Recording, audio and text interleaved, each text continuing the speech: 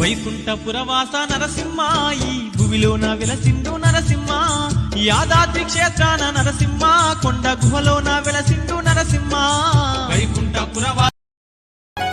గొప్ప దేవుడంట బాధల్ని వాపునంట ముక్కోటి భక్తులంట ముడుపులు ఇస్తారంట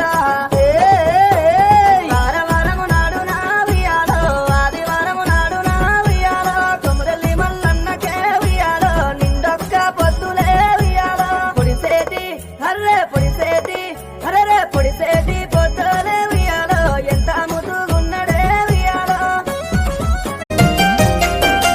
అమ్మాల గంధమ్మ రఘుమల్లేలో రామ అద్వైత రూపిణి రఘుమల్లేలో